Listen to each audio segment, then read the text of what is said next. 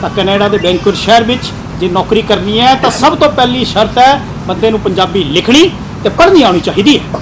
ਉਹ ਛੱਡੋ ਡੈਡੀ, ਹਾਂ ਇਹ ਕਿਵੇਂ ਹੋ ਸਕਦਾ? ਪੁੱਤਰ ਜੀ ਕੰਨੀ ਸੁਣੀ ਨਹੀਂ, ਅੱਖੀ ਦੇਖੀਆਂ ਗੱਲਾਂ ਨੇ। ਵੈਂਕੂਵਰ ਸ਼ਹਿਰ ਵਿੱਚ ਪੰਜਾਬੀਆਂ ਦੀ ਬਸੋ ਜ਼ਿਆਦਾ ਤੇ ਗਾਹਕ ਵੀ ਜ਼ਿਆਦਾ ਪੰਜਾਬੀ ਹੋਣਗੇ। ਜੇ ਕਿਸੇ ਸਟੋਰ 'ਚ ਜਾਂ ਬੈਂਕ 'ਚ ਨੌਕਰੀ ਕਰਨੀ ਹੋਵੇ ਤਾਂ ਪੰਜਾਬੀ ਲਿਖਣੀ ਤੇ ਪੜ੍ਹਨੀ ਆਉਣੀ ਚਾਹੀਦੀ।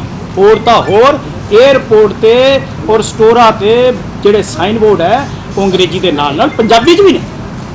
ਕਮਾਲ ਦੀ ਗੱਲ ਹੈ ਡੈਡੀ, ਇਹ ਤਾਂ ਮੈਂ ਤੁਹਾਤੋਂ ਹੀ ਸੁਣਿਆ ਹੈ। ਇੱਥੇ ਆਪਣੀ ਕੈਪੀਟਲ ਦੇ ਵਿੱਚ ਤਾਂ ਪੰਜਾਬੀ ਦੇਖਣ ਨੂੰ ਨਹੀਂ ਮਿਲਦੀ। ਐਂ ਲੱਗਦਾ ਹੈ ਵੀ ਜਿਵੇਂ ਕਿਸੇ ਫੋਰਨ ਕੰਟਰੀ ਦੀ ਰਾਜਧਾਨੀ ਤੁਰੇ ਫਿਰਦੇ ਆ। ਹਾਂ ਸੱਚ ਡੈਡੀ, ਉਹ ਇੱਕ ਨੌਕਰ ਭੇਜਿਆ ਸੀ, ਹਾਂ ਆਇਆ ਕਿ ਨਹੀਂ? ਹਾਂ ਆ ਗਿਆ ਪੁੱਤਰ। ਆ ਗਿਆ। ਕਿਵੇਂ ਲੱਗਿਆ? ਕਿਵੇਂ ਲੱਗਿਆ? ਠੀਕ ਹੈ, ਮੈਂ ਸਾਰੀ ਗੱਲਬਾਤ ਕਰ ਲਈ ਹੈ। ਅੱਛਾ। ਬੰਦਾ ਵੀ ਚੰਗਾ ਹੈ। ਹਾਂ ਉਹਦੇ ਉਹ ਚੰਦਰ ਨੂੰ ਕਹਾਣੀਆਂ ਵੀ ਆਉਂਦੀਆਂ ਨੇ ਪੁੱਤਰ। ਕਿਹੜੀ ਕਿਹੜੀ ਕਹਾਣੀ ਆਉਂਦੀ ਨੇ ਦਾਦੂ ਜੀ? ਸੁਪਰਮੈਨ ਦੀ ਕਹਾਣੀ ਆਉਂਦੀ ਹੈ ਨਾ, ਸਪਾਈਡਰਮੈਨ ਦੀ। ओह ये तो तुसी उन्हें पूछ लियो। लो बिटवा, आपका मंचूरियन गर्मा गर्म। नमस्ते साहब। नमस्ते बीवी जी। क्या नाम है तुम्हारा? जी हमारा नाम चंद्र है जी। लो बिटवा, देखो खाई के। हाँ? लो लो, चखो चखो। हाँ वाओ डिलीशियस। लीजिए बीवी जी, आप भी खा के देखिए। अभी बनाया है मंचूरियन। अरे ध्यान से, गर्म है जरा। आप लीजिए छोटे बाबू जी। कैसा? मजा आ गया। लीजिए बड़े बाबू जी, आप भी चखिए। ये देखिए अंग्रेजी डिश है जी। भैया तो किसी रेस्टोरेंट तो मंगवाया हुआ लगता है। चंद्र तेरे हाथ का नहीं लगता। अरे नहीं बीबी जी, हम खुद बनाए हैं, राम कसम। वाह अरे मजे बेटा, हैं तो। खेलते ही रहोगे। हाँ दादू। हाँ। हाँ चंदर दादू कहते हैं तेन कहानियां भी आਉਂਦੀਆਂ ਨੇ। अरे हाँ बेटवा, कहानी भी आता है हमको। ਕਿਹੜੀਆਂ ਕਿਹੜੀਆਂ ਕਹਾਣੀਆਂ ਆਉਂਦੀਆਂ ਨੇ? सुपरमैन की कहानी आती है। ਨਾਲ ਸਪਾਈਡਰਮੈਨ ਦੀ। मैंने सुपरमैन बहुत अच्छा लगता है। ਤੈਨੂੰ ਸਪਾਈਡਰਮੈਨ। सुपरमैन की वह बड़ी बड़ी बिल्डिंग से छलांग मारता है, कदे हवा छुड़ता है, कदे पानी छुड़ता है, कदे आग चो निकलता है। अरे बेटवा, हमार कंट्री में भी हुए थे स्पाइडरमैन और सुपरमैन, लेकिन वो हवा में उड़ कर हवा में बातें नहीं करे थे। वो हमार जमीन पर है के अपने लोगा की बात करे थे, अपनी जमीन की बात करे थे, अपने मुल्क की बात करे थे। अच्छा हाँ। वो कौन है चंद्र अंकल? अरे बेटवा, करो एक हो तो नाम लूं। ना जाने कितने थे हमारे पीर पैगंबर, सूफी संत और देश पे मर मिटने वाले ये क्रांतिकारी लोग, सभी स्पाइडरमैन और सुपरमैन ही तो थे। और क्या थे? ਸੀਸ ਤਲੀ ਤੇ ਰੱਖ ਕੇ ਕੀਤਾ ਜੰਗ ਸ਼ਹੀਦਾਂ ਨੇ, ਕਣ ਕਣ ਵਿੱਚ ਰਚਾਇਆ ਸੁਹਾ ਰੰਗ ਸ਼ਹੀਦਾਂ ਨੇ, ਕਣ ਕਣ ਵਿੱਚ ਰਚਾਇਆ ਸੁਹਾ ਰੰਗ ਸ਼ਹੀਦਾਂ ਨੇ।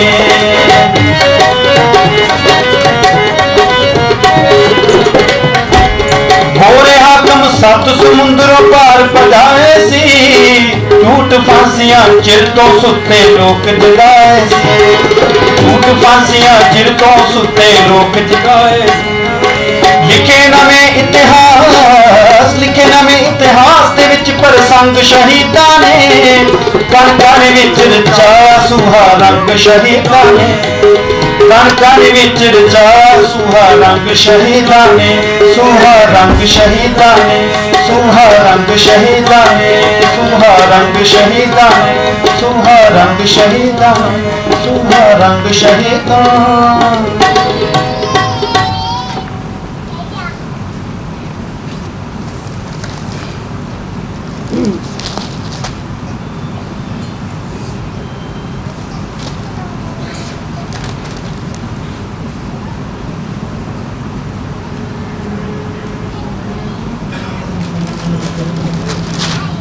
छुट्टी वाले दिन सिर सूरज किड्डा चढ़िया है, हले सुत्ते फिरते ने। छुट्टी नूं तां ऐ सोचदे आ भी बस सुत्ते रहो। ओह अच्छा, मैं तो सोचा तू सुत्ता है। ना डैडी, सुता किथे, मैं तो छुट्टी जॉब वाले दिन तक घर के काम ही नहीं मुकते हैगे। नौकरी करने वाले बंदे दी भी कादी जिंदगी है। मैं तो भुल गई है ਤਾਤੋਂ ਨਹੀਂ ਕੋਈ ਕੰਮ ਹੁੰਦਾ ਜਦ ਦੇਖੋ ਸਵੇਰ ਦੇ ਅਖਬਾਰ ਵੱਲ ਚਿਮੜੇ ਹੋਏ ਮੈਂ ਕੱਲੀ ਸਵੇਰ ਦੀ ਕੰਮ ਕਰੀ ਜਾ ਰਹੀ ਹੈਗੀ ਐ ਅਖਬਾਰ ਤੋਂ ਸਿਵਾ ਕੋਈ ਕੰਮ ਨਹੀਂ ਹੈਗਾ ਤੁਹਾਨੂੰ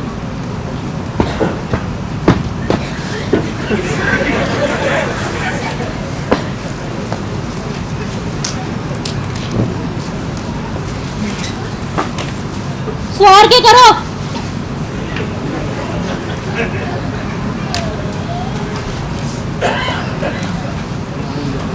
ਨੌਕਰੀ ਕਰਨ ਵਾਲੇ ਬੰਦੇ ਦੀ ਵੀ ਕਾਹਦੀ ਜ਼ਿੰਦਗੀ ਹੈ ਘਰ ਵੀ ਰੁਲ ਜਾਂਦਾ ਹੈ ਸੱਚੀ ਉਹ ਕੱਲੇ ਬੰਦੇ ਦੀ ਆਪਣਾ ਤਾਂ ਨੌਕਰੀ ਨਾਲ ਖੈਰ ਡੈਡੀ ਜੀ ਹੋਰਾਂ ਕਰਕੇ ਸਰੀ ਜਾਂਦਾ ਹੈ ਕਿਉਂ ਡੈਡੀ ਆਹੋ ਭਾਈ ਮੈਂ ਤਾਂ ਆਪਣਾ ਫਰਜ਼ ਪੂਰਾ ਕਰੀ ਜਾਂਦਾ ਡੈਡੀ ਉਹਦੇ ਤੇ ਜਸ਼ਨ ਨਹੀਂ ਦਿਖਦੇ ਕਿਤੇ। ਹਾਂ ਡੈਡੀ ਚੰਦਰ ਨਾਲ ਬਾਗ 'ਚ ਖੇਲਣ ਗਏ ਨੇ ਆਉਂਦੇ ਹੋਣਗੇ ਸੋਹਣਾ ਕੋਲ ਮਿਲ ਗਏ ਨੇ ਚੰਦਰ ਨਾਲ ਕਿਉਂ? ਬੱਚਿਆਂ ਨੂੰ ਕੀ ਚਾਹੀਦਾ ਉਹ ਕਦੀ ਉਹਨਾਂ ਨੂੰ ਨੂਡਲ ਬਣਾ ਦੂ ਕਦੀ 버ਗਰ ਤੇ ਕਦੀ ਪੀਜ਼ਾ ਤੇ ਕਦੀ ਕਦੀ ਉਹਨਾਂ ਨਾਲ ਕੰਪਿਊਟਰ ਤੇ ਲੱਗਿਆ ਰਹੋ ਅੰਨਾ ਕੀ ਮੰਗੇ ਦੋ ਅੱਖਾਂ ਹੋਰ ਨਿਆਣਿਆਂ ਨੂੰ ਕੀ ਚਾਹੀਦਾ ਉਹ ਤਾਂ ਤੁਹਾਡੀ ਗੱਲ ਠੀਕ ਹੈ ਡੈਡੀ ਪਰ ਕੀ ਡੀਅਰ ਓਪਰੇ ਬੰਦੇ ਤੇ ਭਰੋਸਾ ਵੀ ਤਾਂ ਨਹੀਂ ਕੀਤਾ ਜਾ ਸਕਦਾ ਨਾ ਤੁਸੀਂ ਅੱਜਕੱਲ ਦਾ ਜ਼ਮਾਨਾ ਤਾਂ ਵੇਖ ਹੀ ਰਹੇ ਹੋ ਕਿ ਕਿਹੋ ਜਿਹਾ ਹੈ ਗੱਲ ਤਾਂ ਠੀਕ ਹੈ ਤੇਰੀ। ਨਾਲੇ ਤੁਸੀਂ ਦੇਖ ਨਹੀਂ ਰਹੇ ਹੋ ਕਿ ਕ੍ਰਾਈਮ ਰੇਟ ਵੀ ਕਿੰਨਾ ਵੱਧ ਗਿਆ ਹੈ ਨਾ ਭਈਆਂ ਕਰਕੇ ਪੁੱਤਰ ਲੁੱਟਾਂ ਖੋਹਾਂ ਉਧਾੜੇ ਆ ਸਭ ਕੁਝ ਇਹਨਾਂ ਕਰਕੇ ਹੀ ਹੋ ਰਹੇ ਨੇ ਮੈਨੂੰ ਤਾਂ ਡਰ ਲੱਗਦਾ ਹੈ ਸੱਚੀ ਪੁੱਤਰ ਕ੍ਰਾਈਮ ਤਾਂ ਪਹਿਲਾਂ ਵੀ ਸੀ ਹਾਂ ਵੱਧ ਜ਼ਰੂਰ ਗਿਆ ਪਰ ਇਹ ਭਈਆ ਕਰਕੇ ਨਹੀਂ ਆ ਜਿਹੜੇ ਪੜ੍ਹੇ ਲਿਖੇ ਬੇਲੜਾ ਦੀ ਫੌਜ ਤੁਰੀ ਫਿਰਦੀ ਹੈ ਉਹਨਾਂ ਨੇ ਜੇ ਕ੍ਰਾਈਮ ਨਹੀਂ ਕਰਨੇ ਤਾਂ ਹੋਰ ਕਰਨਾ ਕੀ ਹੈ ਨਾਲੇ ਡੈਡੀ ਕ੍ਰਾਈਮ ਹੋ ਵੀ ਹਾਈ ਟੈਕ ਗਏ ਨੇ ਬਿਲਕੁਲ ਪਰ ਚੰਦਰ ਲੱਗਦਾ ਰੇਤਾਂ ਦਾ ਬੰਦਾ ਸਿਆਣਾ ਹੈ ਸਮਝਦਾਰ ਹੈ।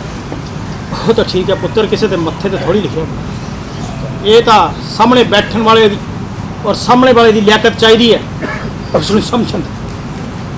अरे आओ बेटा आओ फटाफट आओ।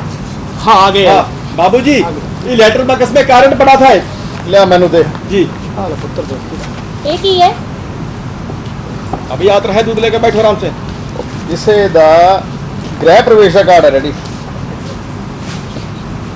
ਡੈਡੀ ਮੈਨੂੰ ਇੱਕ ਗੱਲ ਨਹੀਂ ਸਮਝ ਆਉਂਦੀ ਕਿ ਆਮ ਤੌਰ ਤੇ ਇਨਵੀਟੇਸ਼ਨ ਕਾਰਡਾਂ ਤੇ ਲਿਖਿਆ ਹੁੰਦਾ ਹੈ ਕਿ ਗੁਰੂ ਗ੍ਰੰਥ ਸਾਹਿਬ ਦਾ ਭੋਗ ਪਵੇਗਾ। ਕੀ ਇਹ ਤੁਹਾਡੇ ਹਿਸਾਬ ਨਾਲ ਸਹੀ ਹੈ ਗੱਲ? ਸਹੀ ਕਾਹਨੂੰ ਹੈ ਪੁੱਤਰ ਹੋਣਾ ਤਾਂ ਚਾਹੀਦਾ ਸੀ ਸ਼੍ਰੀ ਅਖੰਡ ਪਾਠ ਸਾਹਿਬ ਜੀ ਦਾ ਭੋਗ ਪਰ ਹੁਣ ਹਾਰੇ ਆਪਣੇ ਆਪ ਨੂੰ ਬ੍ਰਹਮ ਗਿਆਨੀ ਸਮਝਦਾ ਹੈ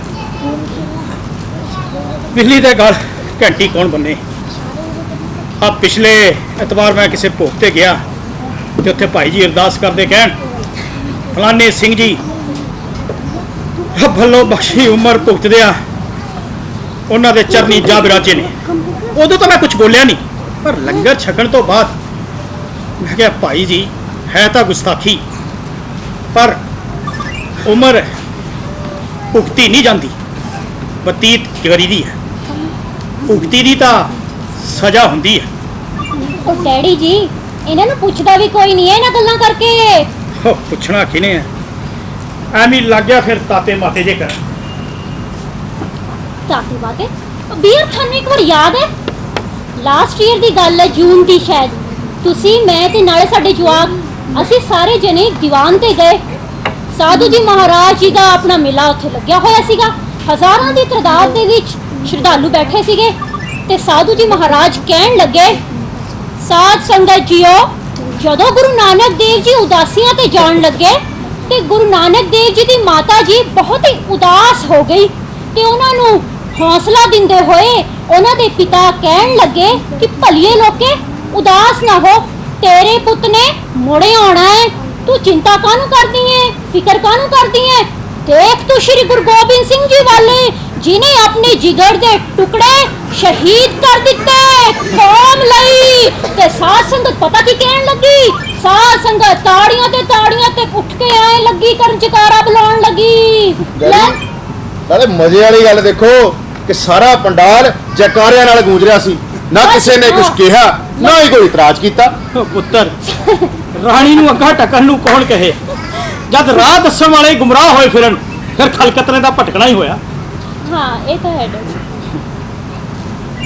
है दादू जी बाहरले मुल्क बाहरली कंट्रीज ਦਾ ਮੌਜਾਂ ਹੀ ਮੌਜਾਂ ਨੇ ਕੈਨੇਡਾ ਵਾਲੇ ਭੂਆ ਨਹੀਂ ਦੱਸਦੇ ਨੇ ਹਾਂ ਡੈਡੀ ਸੁਣਿਆ ਤਾਂ ਮੈਂ ਵੀ ਹੈ ਉੱਥੇ ਸੜਕਾਂ ਤਾਂ ਵਧੀਆ ਇੱਥੇ ਦੀ ਸੜਕਾਂ ਲੈ ਲਓ ਟੋਏ ਐਡੇ ਨੇ ਚਾਹੇ ਬੰਦਾ ਡੁੱਬ ਜਾਵੇ ਹਾਂ ਮੰਮੀ ਜੀ ਕੈਨੇਡਾ ਵਾਲੇ ਭੂਆ ਵੀ ਕਹਿੰਦੇ ਸੀ ਉੱਥੇ ਖਾਣ ਨੂੰ ਪੀਜੇ 버ਗਰ ਤੇ ਪੀਣ ਨੂੰ ਕੋਕ ਇੱਥੇ ਹੋਈ ਸਾਗ ਤੇ ਮੱਕੀ ਦੀ ਰੋਟੀ ਔਰ ਦੁੱਧ ਬੀਆਰ ਮੈਂ ਤਾਂ ਚਾਹੁੰਦੀ ਹਾਂ ਕਿ ਆਪਣੇ ਵੀ ਦੋਵੇਂ ਬੱਚੇ ਫੋਰਨ 'ਚ ਸੈਟਲ ਹੋ ਜਾਣ ਇੱਥੇ ਕੀ ਰੱਖਿਆ ਹੈ ਇੰਡੀਆ 'ਚ ਇੱਥੇ ਤਾਂ ਇਹਨਾਂ ਦਾ ਫਿਊਚਰ ਵੀ ਡਾਰਕ ਹੀ ਡਾਰਕ ਹੈ ਇਹ ਚਲੇ ਜਾਣਗੇ ਤੇ ਨਾਲ ਹੀ ਅਸੀਂ ਵੀ ਚੱਲ ਜਾਾਂਗੇ ਪੁੱਤਰ ਉਹਨਾਂ ਕੰਟਰੀਆਂ 'ਚ ਤਾਂ ਫਿਊਚਰ ਆਪੇ ਬ੍ਰਾਈਟ ਹੋਣਾ ਹੋਇਆ ਜਿੰਨੀ ਉਹਨਾਂ ਕੰਟਰੀ ਦੀ ਆਬਾਦੀ ਹੈ ਉਨੀ ਤਾਂ ਸਾਡੇ ਦੇਸ਼ ਦੀ ਸਰਕਾਰ ਉਹਨੇ ਲੋਕਾਂ ਨੂੰ ਜੇਲ੍ਹ 'ਚ ਬੈਠਿਆਂ ਨੂੰ ਰੋਟੀ ਦੇਈ ਜਾਂਦੀ ਹੈ ਨੀਤਾਂ ਨੂੰ ਮੁਰਾਦਾਂ ਹੁੰਦੀਆਂ ਨੇ ਪਹਿਲੀ ਗੱਲ ਤਾਂ ਸਰਕਾਰ ਦੀ ਨੀਤ ਹੀ ਨਹੀਂ ਕੰਮ ਕਰਦੀ ਜੇ ਕਿਤੇ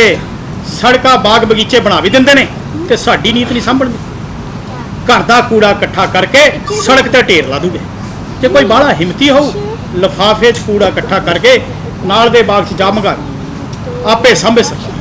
अरे बड़े बाबूजी, ये अपने मुल्क का छोड़कर फॉरेन कंट्री चले जाने से प्रॉब्लम का हल नहीं होने वाला है।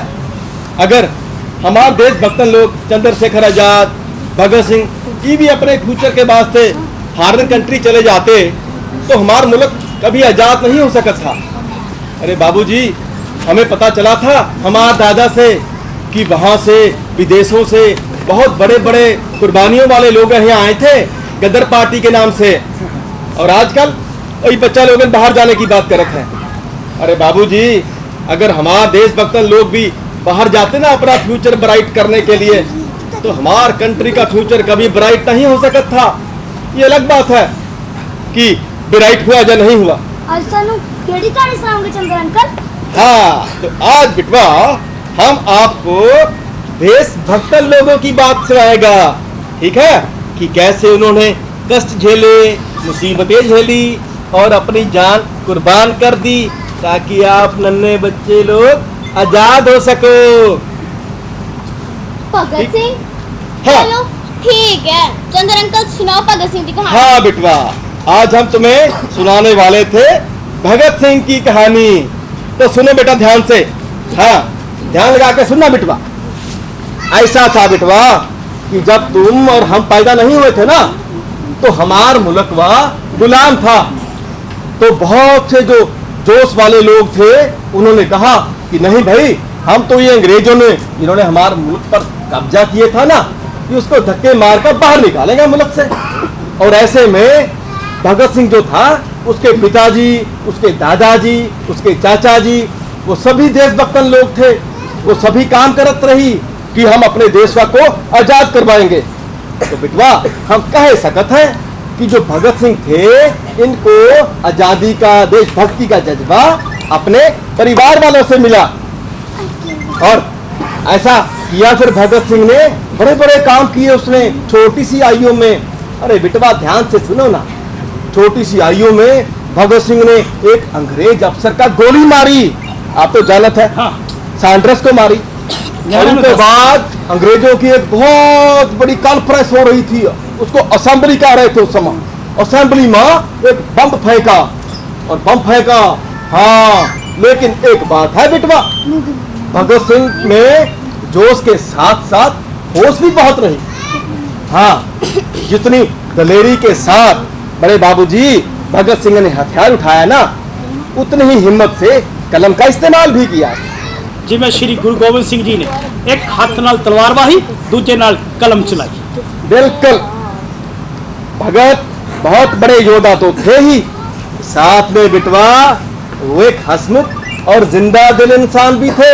और वो कभी कभी शरारत भी किया करते थे बड़े बाबूजी। अब मैं आपको एक दफा की बात बताता हूँ। क्या हुआ, सुनो बिटवा।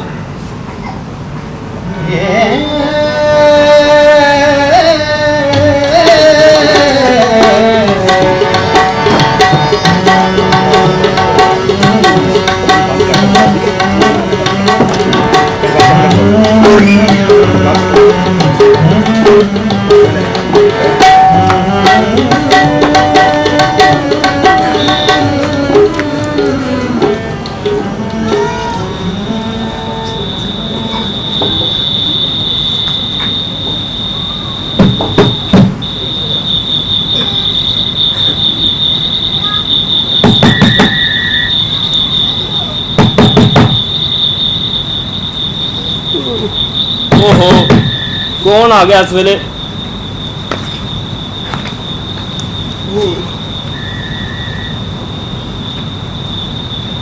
ਉਹ ਤੁਸੀਂ ਹੋ? ਆਜੋ ਆਜੋ। ਸੁੱਤਾ ਹੈ ਭਗਤ, ਇੰਨੀ ਰਾਤ ਨੂੰ ਤਾਂ ਬੋਲਿਆ। ਸੁੱਖ ਹੈ, ਚਿੰਤਾ ਦੀ ਕੋਈ ਗੱਲ ਨਹੀਂ, ਤੁਸੀਂ ਕਰੋ ਆਰਾਮ ਸ਼ਾਸਤਰੀ ਜੀ।